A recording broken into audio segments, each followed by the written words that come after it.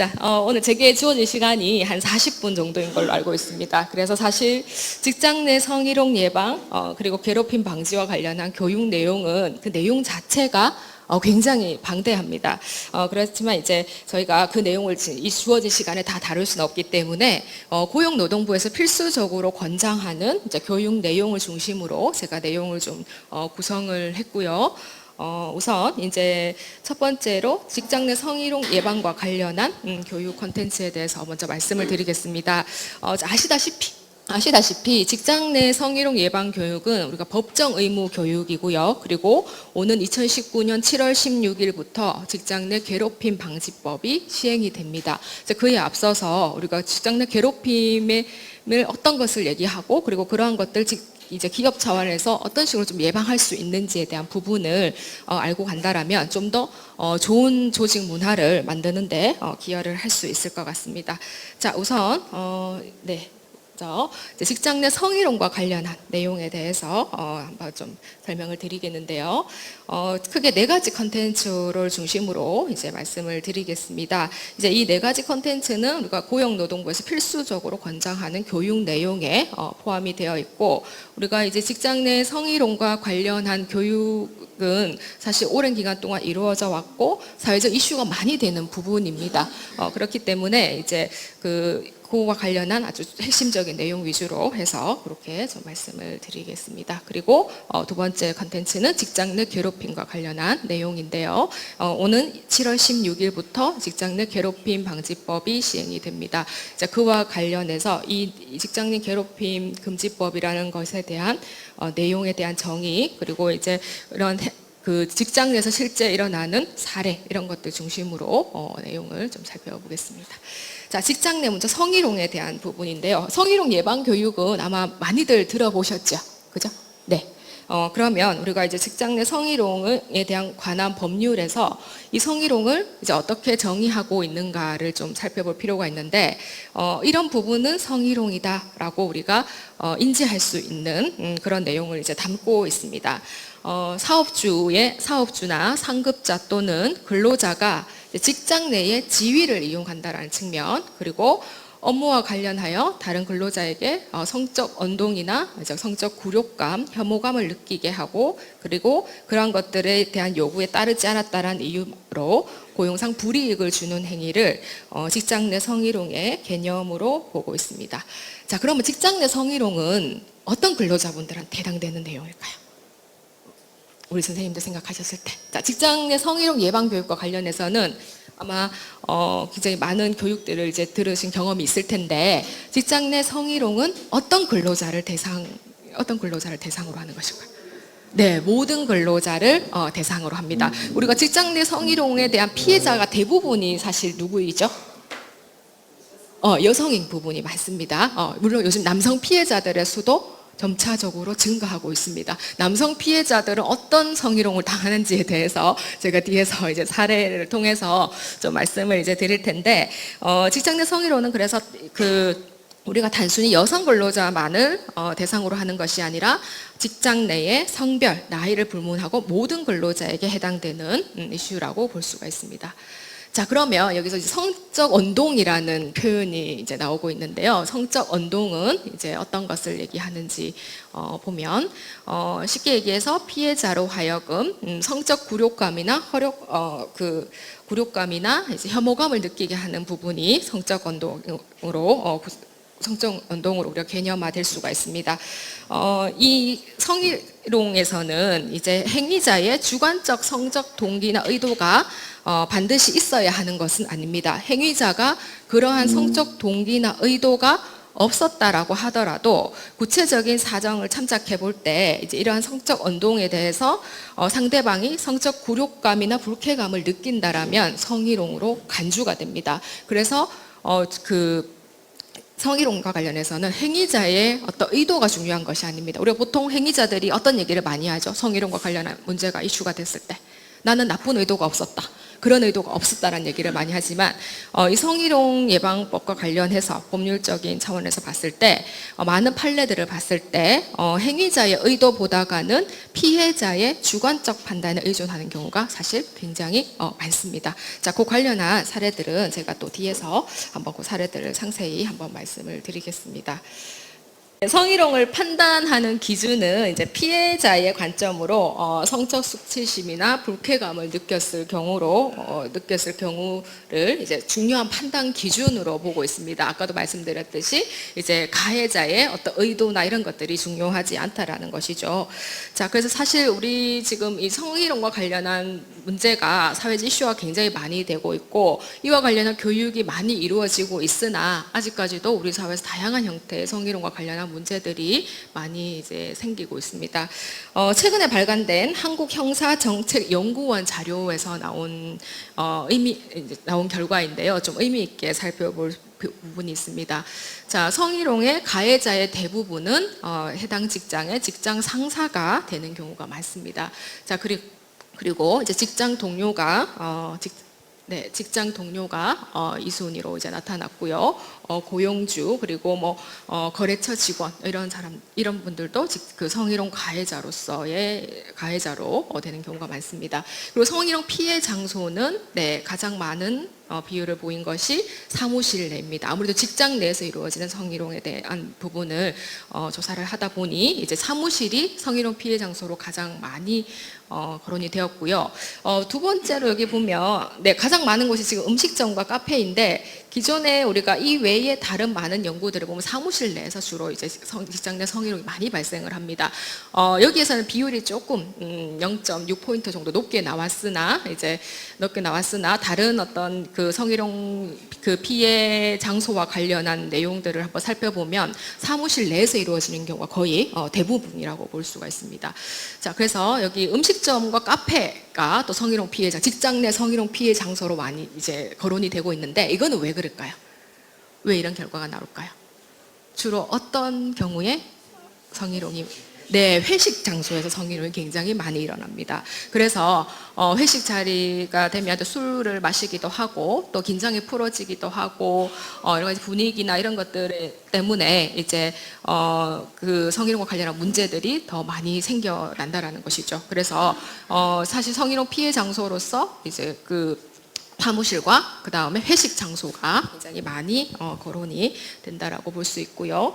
그리고 또 한 가지 의미 있는 이제 내용이 그 현재 재직 중인 직장에서의 성희롱 피해 경험률이 이 45%로 나타나고 있습니다. 그래서 이제 성희롱과 관련한 예방법 교육이 많이 이루어지고 있고 사회적 이슈화도 많이 되고 있지만 아직 우리 사회에서 직장 내 문화에서 이런 부분들이 많이 이제 개선이 되고 있지 않다라고 볼 수가 있고요.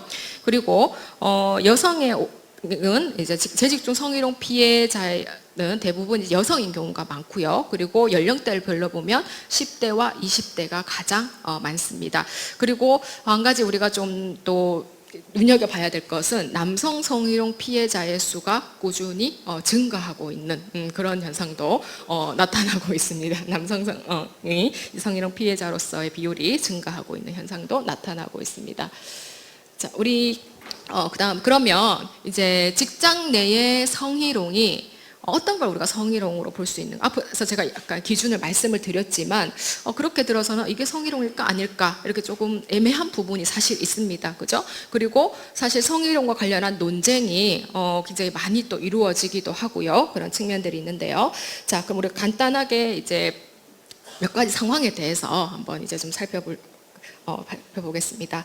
성희롱에 대한 인식, 우리가 성희롱에 대한 잘못된 인식 이런 것들이 성희롱과 관련한 문제를 계속해서 이제 이슈화가 되게 만들고 또 우리가 사회적으로 다각도로 우리 기업에서도 성희롱 예방 교육을 많이 실시를 하고 이런 노력들을 하지만 이제 개선되지 않는 이유가 우리 사회의 뿌리 깊게 박혀 있는 인식 때문이라는 것이죠. 인식. 자, 우리가 가지고 있는 성희롱과 관련한 잘못된 인식에 대해서 살펴볼 텐데요. 성희롱은 굉장히 개인적인 문제이다라는 거. 이런 이제 인식을 많이 가지고 있습니다. 그리고 가해자가 전적으로 잘못을 한 상황에서도 피해자가 뭔가 행동을 잘못해서 그러한 부분이 생겼다라는 이제 그 인식을 많이 가지고 있죠. 그죠? 자, 그래서 이제 성희롱은 굉장히 사소하고 개인적인 문제라고 치부를 하는데 그렇지 않다라는 거. 이것이 우리 사회가 가지고 있는 성평등 인식이 낮아서 발생하는 문제라고 볼 수 있습니다. 그리고 아주 보수적인 기업 문화라든지 경직 등 조직 문화 이런 것들이 성희롱과 관련한 문제를 하나의 문제로 보지 않고 개인의 문제로 치부해버린다라든지 피해자에게 또다시 2차 가해를 주는 그런 역할을 할 수 있다라는 거고요. 자, 그 다음에 성적인 농담이나 가벼운 우리가 접촉, 이것이 직장 생활의 활력소다 이렇게 생각하시는 분들이 많습니다. 사실 그렇습니까? 우리 선생님들 직장 생활 그렇지 않으시죠? 그렇지 않으시죠? 자, 우리가 성적인 농담과 가벼운 접촉 말고도 직장의 활력소가 되는 것이 많습니다. 어떤 것들이 있죠? 어떤 걸 할 때 가장 즐거우세요? 직장에서? 응? 네? 집에 가실 때가 가장 즐거우세요? 집에 가실 때가, 네. 직장이란 것이 우리가, 전통적으로 이렇게 좋은, 우리 근로자들에게 아주 긍정적인 그런 이제 식을 주는 곳은 아니지만, 네, 집에 가실 때가, 가장 즐겁다. 이것도 네, 정답일 것 같습니다. 또 금요일 또 오후가 가장 즐거우시죠? 그죠? 오후가 가장 즐거우시죠? 자, 직장 생활의 활력소라는 생각, 이런 이제 잘못된 인식을 가져온다라는 것이죠. 오히려 성희롱은 활력소가 아니라 굉장히 불쾌감과 수치감과 모욕감과 분노를 일으키는 피해자에게 피해자 개인의 어떤 정신적 신체적 상황에 굉장히 악영향을 미치는 것이고 그것이 문제화되고 이슈화가 되고 조직 내에서 해결하는 과정에서 업무에 대한 능률, 직장 내 분위기 저해 이런 것들 때문에 회사에도 엄청난 손해가 되는 것이죠. 자, 그 다음에 성희롱의 의도는 없었고 단지 친밀감의 표현이다. 많은 성희롱과 관련한 가해자들이 하는 변명이 이와 관련한 부분입니다. 친밀감의 표현이라 보는 것은 굉장히 상대방을 배려하지 않은 겁니다. 배려하지 않은 것이고 굉장히 상대방에 대한 배려심이 없고 그리고 인간관계를 무시한 아주 일방적인 판단이라는 것이죠. 자, 이런 부분들 보통 우리가 이제 성희롱과 관련한 가해자로 지목이 되었을 때 어떤 격려의 차원이었다. 혹은 이제 오랜만에 뭐 피해자를 봐서 반가운 마음에 그렇게 했다라든지 뭐 이런 변명을 굉장히 많이 합니다. 자, 그래서 이런 친밀감을 표현은 우리가 성희롱 말고도 다른 방법으로 많이 할 수 있습니다. 그죠? 자, 우리 친밀감을 표현 어떤 상사분이 어떤 방법으로 친밀감을 표현해주는 상사분이 가장 좋습니까? 우리 선생님들, 네? 예? 격려해 주시고 그 다음에 또 어떤 분이 좋으세요? 네?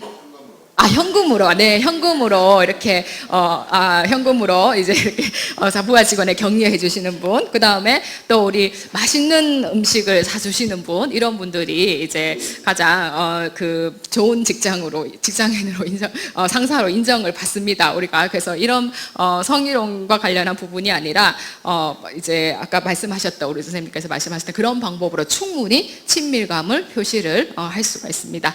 자, 우리 여기 맨 끝에 앉으신 우리 선생님, 네, 처음부터 너무 대답도 잘해주시고요. 굉장히 밝은 표정으로 지금 강의를 들어주셔서 이따 선물 하나 드리도록 하겠습니다. 네, 부탁 좀 드리겠습니다. 네, 네, 네.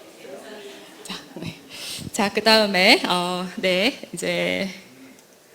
자, 그리고 성희롱에 대해서 성희롱은 무시하면 된다. 자, 내가 무시하면 보통 성희롱의 피해자의 대부분이 무대응으로 일관하는 경우가 많습니다. 앞에서 제가 한국형사정책연구원 자료에서도 좀 보여드렸었는데 성희롱 피해 경험이 있는 사원들 같은 경우에 직장 내에서 별다른 대응을 하지 않고 그냥 넘어가는 경우가 성희롱 피해자의 무려 60%였습니다. 아주 소극적으로 한다는 것이죠. 그 다음에 그런 성희롱 문제가 굉장히 오랫동안 지속이 되고 그와 관련해서 굉장히 정신적, 신체적 피해가 크다라면 이것을 이슈화시키고 문제를 제기하는 경우가 있긴 하지만 대부분이 그냥 이제 무대응으로 일관한다라는 겁니다. 자, 그렇게 되면 가해자는 어떻게 할까요?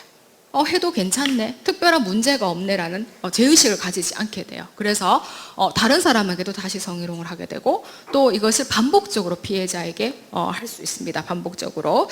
자, 보통 이제 우리가 직장 내 성희롱 가해자를 권력형 성범죄자라는 표현을 합니다. 미국의 임상심리학자가 이제 그런 개념을 좀 제시를 했었는데요.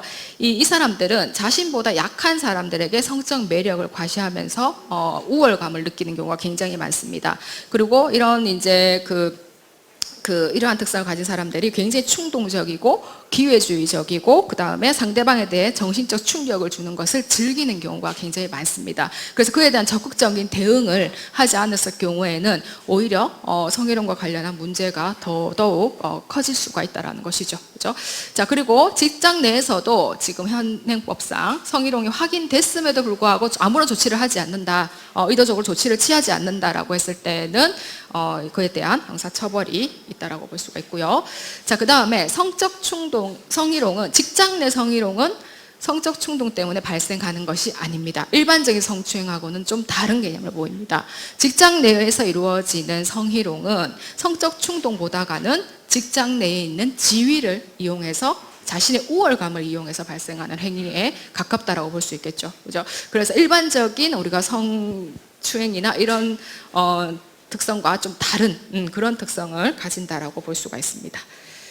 자, 그러면 우리가 성희롱 어떤 게 과연 그러면 직장 내에서 이제 성희롱이라고 볼 수 있는가에 대해서 크게 지금 4가지로 나눠져 있는데요. 자, 첫 번째 우리 육체적 성희롱, 육체적 성희롱과 관련한 내용을 좀 살펴보겠습니다. 어떤 것이 육체적 성희롱일까요? 어떤 것이? 어떤 것이? 네, 너무 부끄러워하지 마시고, 네, 다들 이제 여기 성인이시니, 스킨십, 네, 스킨십, 육체적 스킨십, 어떤 불필요한 신체적 접촉. 자, 보통 우리가 간단한 신체적 접촉은 사실 친밀감을 높이는 좋은 요소입니다. 우리가 그래서 처음 만난 사람과 그 다음에 오랜만에 만난 사람들과 뭘 나누죠? 악수를 나누고 하잖아요. 그죠? 그리고 서양에서는 가벼운 포옹이나 이런 것들을 합니다. 그래서 이제 우리 기본적으로 터치라고 하는 것은 인간관계에서 친밀도를 향상시켜주고 사람들이 빨리 친해지게 만들고 긍정적인 그 측면이 굉장히 많습니다. 그러나 이제 우리가 사회적 통념상 친밀감을 표현하는 어떤 터치 이상의 신체적 접촉이 이루어진다라면 이것은 육체적 성희롱으로 보여질 수가 있습니다. 자, 상대의 의사와 상관없이 신체적 접촉 행위나 특정 신체 부위를 만지는 행위가 여기에 해당됩니다. 사실 제가 여기 사례로 넣은 것들은 실제 직장 내에서 많이 이루어지는 육체적 성희롱의 예입니다. 실제. 그래서 굉장히 육체적 성희롱의 그 다양한 예가 많은데요. 그 중에서 가장 빈번하게 또 가장 많이 일어나는 부분을 좀 따로 정리를 한 부분입니다. 그래서 보통 허리를 감싼다라든지 뭐 이런 부분들, 그 다음에 안마를 해준다면서 어깨를 만진다든지 주무른다든지 이런 것들, 그리고 아까도 말씀드렸지만 회식 장소에서 이루어지는 성희롱은 대체로 육체적 성희롱이 많이 이루어집니다. 직장 내 성희롱의 가장 많은 빈도를 차지하는 것은 어떤 걸까요? 4가지 중에서. 네, 언어적 성희롱입니다. 언어적 성희롱. 언어적 성희롱이나 회식 장소에서 이루어지는 성희롱의 많은 유형은 육체적 성희롱입니다. 그래서 이런 부분들은, 자, 우리 선생님들 보셨을 때도, 자, 이거는 제3자 입장에서, 객관적인 입장에서 봤을 때도 충분히 성희롱이 성립될 수 있는 부분이라고 보실 수가 있겠죠. 그죠? 자, 그 다음에 언어적 성희롱. 이건 어떤 게 있을까요? 언어적 성희롱. 못생겼다? 네, 못생겼다가 성희롱, 예, 네, 못생겼다는 성희롱보다 직장 내 괴롭힘에 해당될 것 같은데요. 못생겼다, 네, 네, 그 다음에, 네, 큰 소리로 말씀하셔도 됩니다, 우리 선생님. 네, 섹시하다, 언어적 성희롱, 섹시하다, 네. 또 어떤 게 있을까요? 언어적 성희롱. 자, 한번 볼까요? 네. 음란한 농담을 하는 거, 우리 보통 이제 나한테 직접적으로 하지 않아도 내가 들리는 장소에서 상스러운 얘기나 이런 것도 한다. 이것도 성희롱에, 언어적 성희롱에 해당이 됩니다. 자, 그리고 외모에 대한 평가, 아까 못생겼다라는 표현을 하셨는데, 자, 외모에 대한 성적인 비유 평가 이런 것들이 이제 성희롱의 개념에 들어가고요. 그리고 이제 보통 우리가 이런 얘기들을 많이 하죠. 뭐 오늘 옷 이쁘네. 이렇게 입으니까 보기가 좋은데 뭐 이런 식으로 얘기하 눈이 즐겁다. 이런 얘기들을 사실 심심찮게 많이들 직장 내에서 이제 합니다. 그런 경우들이 이제 언어적 성희롱으로 간주가 될 수 있고요. 제가 한 5가지 정도 사례를 좀 넣어봤는데요. 이건 역시 언어적 성희롱에서 가장 발생 빈도가 높은 부분입니다. 그래서 특히 또 우리 남성 직원에게 자 혹시 어제 또 너 야동 봤지? 이런 내용들 이것도 성희롱에 해당합니다. 그래서 남성들이 왜 웃으십니까? 우리 너무 크게 웃으시는데요. 자 이제 남성 직원들이 가장 성희롱 피해로 많이 호소하는 것들이 여자 상사분들이 혹은 동료 여직원분들이 자 너 야동 봤지? 뭐 이런 내용들 얘기하는 거, 너 야동 몇 개 가지고 있어? 뭐 이런 것들 얘기하는 부분이 이제 성희롱 그 사례로서 가장 많이 나오고 있습니다. 자, 그 다음에 시각적 성희롱인데요. 시각적 성희롱은 어떤 것들이 있을까요? 시각적 성희롱. 야동 이렇게 보여주는 거. 네. 몸을 훑어보는 거. 몸을 이렇게 쭉 훑어보는 거. 사실 이건 참 애매합니다. 내가 이렇게 가해자 입장에서는 난 보지 않았어 라고 하면 피해자는 좀 증명할 길이 없고 정말 이건 나의 주관적 판단에 의한 것이잖아요. 상대방이 보는 눈길이 굉장히 기분이 나쁘다, 불쾌감을 준다. 이건 굉장히 주관적인 이제 판단일 수가 있는데요. 자, 눈으로 인지가 가능한 행동을 통해서 성적 수치심을 주는 것을 얘기합니다. 아까 우리 선생님께서 말씀하신 음란한 시선으로 많이 쳐다보는 거. 자, 그 다음에 야한 사진, 농담 이런 것들을 메시지를 통해 전송하는 것도 전부 이제 시각적 성희롱에 해당합니다. 요즘에 우리가 스마트폰을 사용하면서 이런 것들에 대한 전송을 굉장히 많이들 하고 이제 정보 전달이 굉장히 용이해졌잖아요. 그죠? 그런 과정에서 원치 않는 이런 성희롱 피해가 발생할 수도 있고요. 자, 그 다음에, 이 부분, 이제 가장 사례 3번 부분. 이거는 사실 남성분들이 특별히 이제 성희롱이라고 인지를 하지 못하시는 분들이 많아요. 특히 이제 연세가 많으신 분들 같은 경우에, 저희도 학교 다닐 때 교수님들께서 갑자기 수업하시다가 이렇게 좀 불편하신지 벨트 풀어서 막 이렇게 손을 이렇게 넣고 이렇게 하신 걸 본 적이 있습니다. 근데 그게 지금 제가 이렇게 떠올려 보면 그 교수님께서 뭔가 성적인 의도를 가지고 하신 건 아니에요. 뭔가 이제 벨트가 잘못되어 있었다라든지 그런 불편함이 있는데 그것을 학생들이 보지 않는 곳에 가서 하시는 게 바람직하지만 이제 보다가 수업 진행 이런 것들을 급하시다 보니 그 자리에서 이렇게 하시는 분들이 있었거든요. 그래서 근데 이런 것들이 지금 우리가 시각적 성희롱 부분에 해당한다라는 그런 이제 판례가 나온 부분이 있습니다. 그래서 이런 부분들에 대한 좀 주의가 우리가 의도치 않더라도 어떤 성희롱 가해자로 몰리는 경우가 생길 수 있다라는 것이죠. 자, 그 다음에 기타 어떤 부분들이 있는지 보시면 자, 보통 많은 부분들이 이제 원치 않는 데이트나 이런 것들을 요구하는 경우 사실 이런 부분도 직장 내에서 충분히 생길 수 있습니다. 직장 내에서 이렇게 생활하다 보면 마음에 드는 이성이 있을 수도 있고요, 그죠? 자, 그런데 그 부분을 그 상대방의 의사를 존중해야 되는데 그렇지 않고 자신의 의사만을 내세워서 강요를 한다라든지 이런 부분들이 여기에 해당될 것 같습니다. 자, 그리고 그 상대방의 좀 호의를 거절한 것에 대해서 그것을 노골적으로 다른 사람 앞에서 비판한다라든지 인격적 무시를 한다라든지 이런 것들도 성희롱 사례로서 판례가 나온 부분이 있습니다.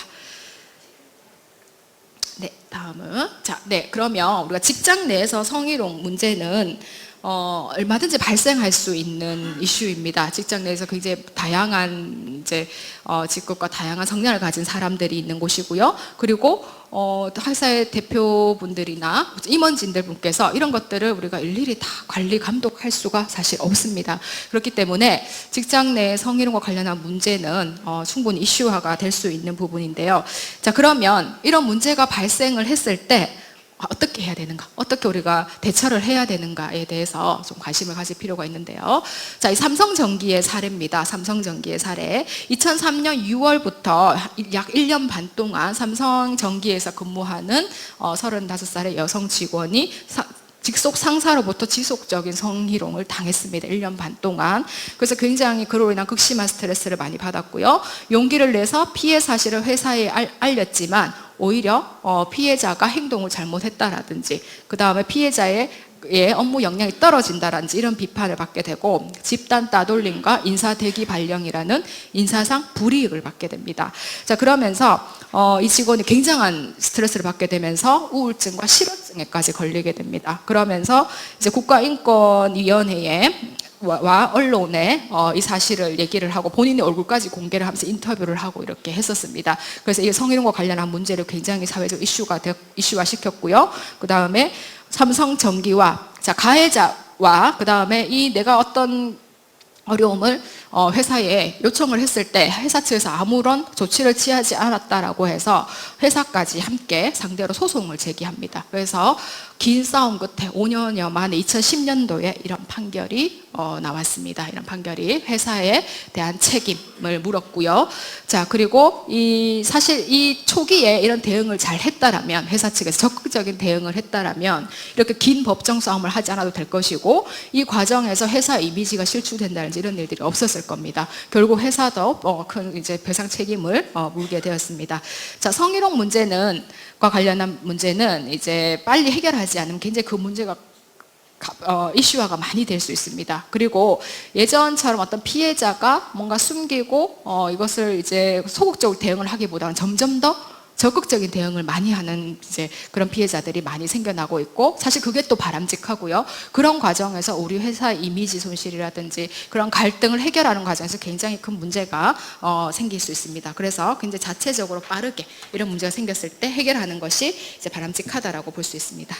자, 또 시간 관계상 제가 조금 빠르게 좀 진행을 하겠습니다. 자, 그러면 직장 내 성희롱이 발생했을 때의 해결 절차입니다. 가장 좋은 것은 비공식적인 절차를 가지고 해결하는 것입니다. 가장 좋은 것은 그래서 이제 고충 이제 상담을 실시를 하는데 고충 상담원이 필요하겠죠, 그죠? 자, 직급이 높은 직원을 고충 상담원으로 지정을 하고 회사 내 어떤 좀 이렇게 믿음직하고 명망 높은 직원으로 선택을 하는 것이 좋고요. 그리고 적극적으로 이제 이런 부분에 대해 협의하고 조정할 수 있도록 지원해주는 역할들이 중요합니다. 그리고 이제 비공식 절차를 통해서 우리가 이 문제를 해결하면 가장 많은 비용과 에너지를 좀 아끼는 방법일 수 있고 피해자의 피해를 최소화할 수 있고 직장 내에서도 일어난 손실을 최소화할 수가 있습니다. 그래서 이제 이런 가급적이면 비공식 절차에 의한 해결 방식을 택하는 것이 좋고요. 이 비공식 절차에 의한 해결 방식에서는 문제가 해결이 되었다고 하더라도 재발이나 보복이나 이런 문제가 발생할 수 있기 때문에 계속적인 좀 모니터링을 하는 것이 중요합니다. 비공식 절차로 해결이 되지 않을 경우에는 이제 공식 절차를 거쳐서 해결하는 것이 좋은데요. 자, 공식 절차를 거칠 때는 성희롱 심의위원회가 구성이 되어야 됩니다. 자, 여기서 조금 주의하셔야 될 부분이 성희롱 심의위원회에서 전체 위원들 중에 한 성이 70%를 초과해서는 안 됩니다. 즉 심의위원이 한 10명이라면 남성과 여성 이 위원회 성별이 남성과 여성이 골고루 이렇게 될 수 있도록 그렇게 하는 것이 좀 필요하고요. 자, 그 다음에 피해자를 좀 보호하려는 그런 부분들이 굉장히 중요하게 다루어져야 됩니다. 공식적인 절차에 들어갔을 때에는. 그래서 행위자에 대해서는 굉장히 단호하고 엄중한 처벌을 하되 피해자는 보호하고 휴가를 준다라든지 그 다음에 이제 비난이나 소문의 가능성을 회사 차원에서 좀 막아준다라든지 이런 노력들이 좀 필요하고요. 자, 그리고 이 한번 성희롱과 관련한 문제가 발생하고 난 이후에 이제 재발 방지에 대한 노력이 중요하겠죠. 사실 이런 사례들이 좀 많이 있는데 제 남편이 다니는 회사에서 이제 성희롱 문제가 좀 발생을 한 부분이 있습니다. 그래서 그 문제로 그 가해자는 회식 장소에서 이제 그 문제가 발생을 했고요. 굉장히 회사 내에서 일을 잘하고 이제 빠른 시간 안에 승진을 한 그런 이제 아주 역량 있는 그런 이제 직원이었는데 성희롱 문제로 인해서 이제 그 사직서를 내게 되고 사실 두 아이를 키우는 외벌이 가정이었는데 직장을 좀 하루아침에 잃게 되는 그런 사례가 있었습니다. 그래서 사실 직장 내에서 처음에 이제 비공식 절차와 관련해서 제대로 처리를 못해서 나중에 이 피해자가 굉장히 이슈화를 좀 시키고 이렇게 해서 공식적인 절차에 의해서 그런 부분들이 문제가 해결이 되었는데 그 일이 있고 난 이후에 그 회사 차원에서 성희롱 문제에 대해서 굉장히 좀 강력하고 예방 정책 이런 것들을 많이 펴고 있다라고 합니다. 그러면서 오히려 기존의 어떤 사실 언어적 성희롱이나 이런 부분들이 많이 좀 있어 왔었는데 그런 부분들이 거의 많이 개선이 되었다라고 하더라고요. 그래서 이제 직장 내 성희롱 문제와 관련해서는 재발 방지와 앞으로 그것으로 말미암아서 우리가 좀 더 한층 높은 어떤 직장 내 의식 개선 이런 것들이 필요하다라고 볼 수가 있습니다. 자, 그리고 성희롱과 관련한 관련 조항들을 이제 숙지하고 대응하는 것이 필요하다라고 볼 수가 있고요. 이제 남녀 고용 평등과 일가정 양립 지원에 관한 법률로서 성희롱과 관련한 대표적인 법률들이 6가지가 있습니다. 자, 그 다음에 우리 직장 내 괴롭힘과 관련한 내용으로 좀 넘어가도록 하겠습니다. 자, 우리 아까도 제가 앞에서 말씀을 드렸듯이 이제 2019년 7월 16일부터 직장 내 괴롭힘이 금지되는 개정 근로기준법이 시행이 됩니다. 자, 그래서 사실 요즘 이제 직장 내 괴롭힘 사회적 이슈화가 많이 되어 왔었죠, 그죠? 그래서 항공업계의 갑질 사건이라든지 간호업계에서 신입 간호원들을 대상으로 한 교육 명목의 어떤 괴롭힘 이런 것들, 그리고 이제 대기업 오너 일가의 폭언과 폭행 이런 것들이 사회적 이슈화가 굉장히 많이 되었습니다. 사실 직장 내 괴롭힘과 관련해서는 굉장히 오랜 기간 동안 그런 이슈들이 좀 있어 왔고요. 이런 부분에 있어서 많은 직장인들이 굉장히 이제 힘들어하면서 직장 생활을 한 부분들도 많이 있습니다. 이제 이런 부분들이 앞으로 조금 더 개선될 여지가 보여진다라고 볼 수 있는데, 물론 아직 구체적인 어떤 괴롭힘 방지와 관련한 구체적인 기준 이런 것들이 좀 나오지 않아서 아직까지 초기 단계에 있지만 앞으로 아마 직장 문화 개선에 크게 좀 기여를 할 것 같습니다. 자, 직장 내 괴롭힘 실태 조사와 관련해서 이렇게 보면 한 10명 중에 7명은 70% 이상이 직장인들 대상으로 한 연구 결과에서 70% 이상이 직장 내 괴롭힘 피해 경험이 있다라는 내용을 얘기를 하고 있고요. 다양한 그 조사에서도 이런 내용들이 나오고 있습니다. 자, 지금 우리가 이제 이런 직장인 괴롭힘 이슈가 되는 이유는 근로자들의 어떤 권익 향상, 근로자의 의식 향상 이런 것들도 많은 역할을 하고 있고요. 또 한 가지는 이제 지금 기성세대와 젊은 세대 간의 갈등이 좀 더 심화되기 때문입니다. 지금 젊은 세대가 가지고 있는 어떤 그 직장에 대한 문화에 대한 인식, 그 다음에 직장에서의 어떤 권익 이런 것들이 굉장히 이제 그런 권익을 찾는 것에 이런 것들이 굉장히 강하기 때문에 이런 부분들이 직장 내에서 많이 이제 갈등으로 비화되기도 하고요. 이제 저 역시도 제가 계명대학에서 일을 한 지 올해로 딱 10년 차인데 처음에 이 학생들과 어떤 제가 대화를 하고 같이 연구 활동을 하고 이렇게 했을 때는 큰 세대 차이를 느끼지 못했습니다. 그런데 최근에는 이제 한 3년 전부터 이런 것들이 많이 느껴지고요. 그리고 학생들이 쓰는 용어의 대부분을 이제 알아듣지 못하는 지금 그런 상황인데, 그럼 점점 세대 차이가 많이 나는 것을 느끼고 있거든요. 지금 젊은 세대들이 직장에 대해서 어떻게 생각하는지를 간단한 영상을 통해서 한번 보도록 하겠습니다. 자, 우리 선생님 한번 동영상 실행 좀 부탁드립니다. 네, 취준생입니다. 취준생. 여기 숫자 나와 있는데 하나는 155개째. 많은 날은 하루에도 막 5개씩 쓰고 그러죠. 긍정적이면서 많은 활동을 하면서 다른 사람들과 리더도 해봤지만 팔로워도 해봤고, 그러면서 다른 사람들과 교류도 많이 했으면서 언제나 대학생 활동과 다른 성장해 나가면서 한 단계 발전했고, 그렇기 때문에 나는 더 잘 나갈 수 있다 이런 느낌이에요. 취직이 늦어질수록 몹시 초조해지긴 하지만 최소한의 회사 커트라인은 있답니다. 취준생 입장에선 가면 안 되는 회사 리스트가 있거든요. 저녁 주는 회사, 수면실 이런 거.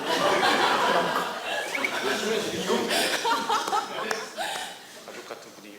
그럼 안 되죠. 가족이 없으니까. 저희 가족은 저희 집에 있는 분들로 충분해요. 친구들 대부분 백수 처지거나 취업했다 해도 대학직 신분. 자, 어떻습니까? 간단하게 좀 살펴봤는데요. 혹시 우리 회사는 혹시 이 리스트 안에 들어있습니까? 들어있습니까? 없습니까? 자, 이렇게 지금 젊은 세대와 기성세대 간의 어떤 인식 차이 이런 것들이 이제 직장 내 괴롭힘 문제를 더욱더 이슈화시키는 부분이 있고요.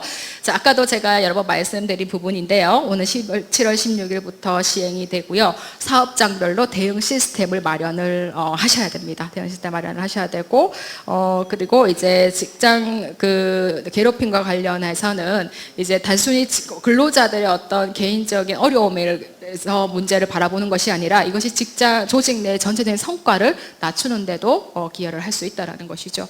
자, 그러면 직장 내 괴롭힘은 자, 뭐 어떻게 우리가 개념화할 수 있는지를 살펴보면요, 관계에 대한 우위를 직장 직위나 관계 등의 우위를 이용해서 업무상 적정 범위를 넘어서 신체적, 정신적 고통을 주거나 근로 환경을 악화시키는 행위가 여기에 해당됩니다. 이런 여러 가지 상황을 좀 종합적으로 판단을 해야 되고요. 괴롭힘 행위를 명확히 특정하고 있지 않기 때문에 사실 좀 애매한 부분이 굉장히 많습니다. 회사는 다양한 직급의 근로자분들이 있습니다. 그리고 그 직급별로 이제 특정 직급은 특정 직업이 특정 직장 내에서의 어떤 괴롭힘의 대상으로서 많이 언급되는 부분도 있고요.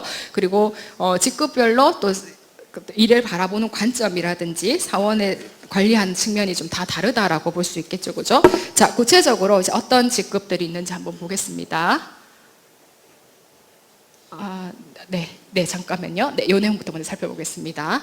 자, 이거는 직급별 인상을 우리 동물 표정으로 좀 이렇게 비유를 하는 것인데요. 사장님입니다. 자, 매서운 눈매로 사원들을 지켜보고 있고 굉장히 무섭고 여유 있는 표정이시죠, 그죠?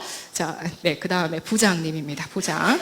아랫사람의 일처리가 늘 마음에 안 듭니다. 부장님은 아랫사람의 일처리가 늘 마음에 안 듭니다. 혹시 부장님 손 들어 보시겠습니까, 여기? 부장님. 우리 부장님, 네, 제가 밖에서 뵀을 땐 좀 인상이 좋아 보이셨는데 오늘 회사에서 뵈니까 약간 좀 비슷한 것 같아요. 네. 자, 과장입니다. 과장. 자, 윗사람에게 치이고 부하 직원에게 치이는 과장입니다. 자, 그 다음에 네, 대리입니다. 사원에서 무거운 직책을 갑자기 맡게 돼서 정신이 없습니다. 대리는. 네, 사원입니다. 네, 빨리 가고 싶은 많은 업무로 지쳐있고 빨리 집에 가고 싶은 사원입니다. 그 다음에 인턴입니다. 네, 인턴.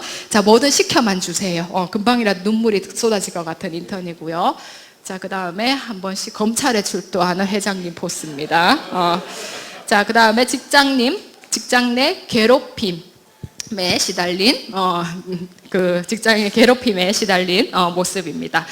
자, 네, 이거 좀 공감이 가시나요? 공감이 가시나요? 자, 그래서 우리, 네, 다시 제가 조금 돌아가서 조금 빨리 진행을 하겠습니다. 제가 좀 준비한 내용이 많다 보니 시간이 조금 길어지는 것 같아서. 자, 직장 내 괴롭힘 판단에서 가장 중요한 것은 가장 우리가 쟁점으로 봐야 되는 것이 우위를 활용하는 겁니다. 지위나 관계의 우위를 활용하는 것이고요. 관계 우위로 볼 수 있는 요소들은 다음과 같이 여러 가지가 있고 직장의 특성에 따라서 다른 요소들도 관계와 관련한 우위로 볼 수 있습니다. 자, 그 다음에 네, 업무상 적정 범위를 넘는 것이어야 됩니다. 업무상 적정 범위. 자, 여기서 퀴즈를 하나 볼 텐데요. 자, 이거는 괴롭힘이 맞을까요? 아닐까요? 괴롭힘이? 네, 맞습니다. 직장 내 괴롭힘이 맞습니다. 자, 이거는 이제 그 폭언이나 어떤 이런 부분에 해당하는 부분이죠. 그래서 우리가 사회적 통념상 할 수 있는 어떤 행동을 넘어선 부분이기 때문에 볼 수 있고요. 그 다음에 이 부분은 맞을까요, 아닐까요?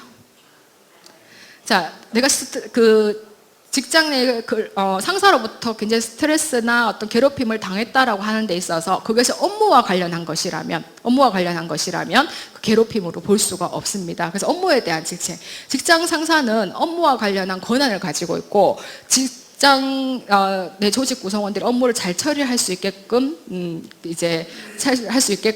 질책할 수 있는 권한도 가지고 있습니다. 처벌과 그다음 보상의 권한을 가지고 있기 때문에 이것은 괴롭힘으로 볼 수가 없습니다. 자, 이건 맞을까요, 아닐까요?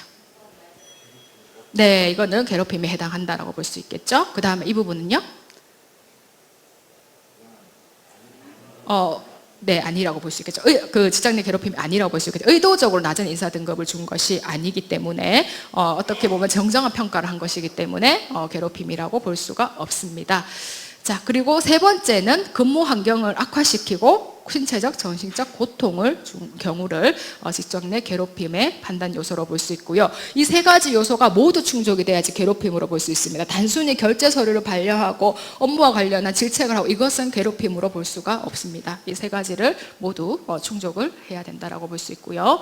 자, 직장 내 괴롭힘과 관련한 예시들입니다. 뭐 이외에도 굉장히 많은 부분들이 있을 수 있겠지만 대표적인 예시들을 좀 살펴봤고요.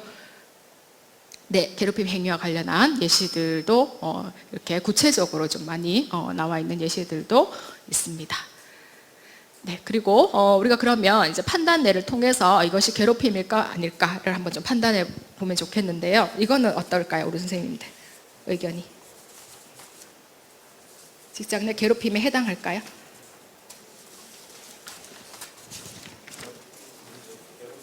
네, 괴롭힘에 해당합니다.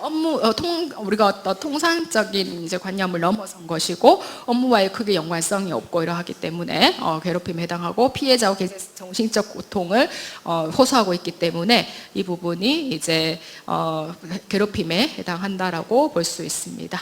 네, 아이고 먼저 나와버렸네. 네, 이거는 맞을까요, 아닐까요? 자. 이번은 업무상 권한이 이제 그 부서원의 업무에 대해서 독려하고 지시할 수 있는 권한이 있기 때문에 이것은 근로기준법상 괴롭힘에 해당하지 않는다라고 볼 수가 있습니다.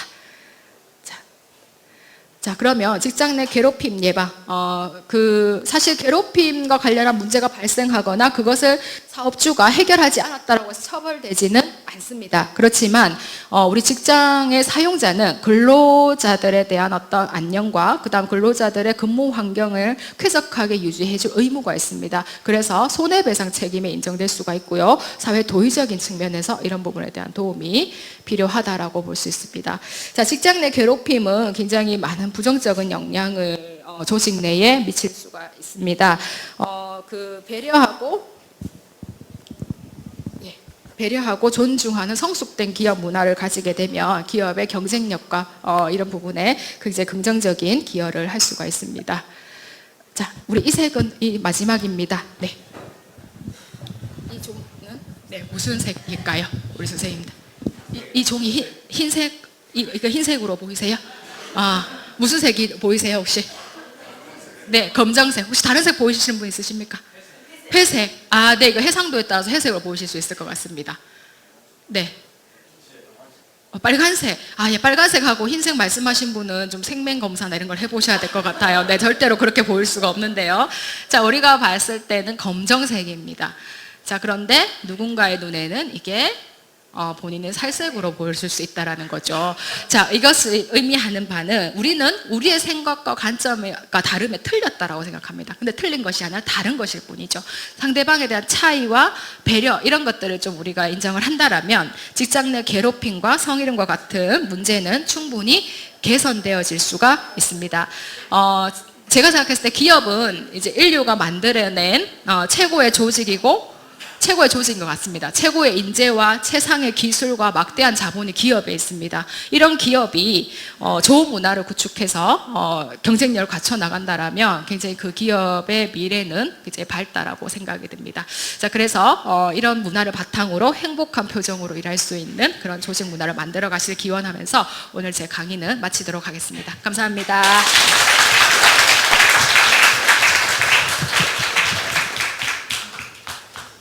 네.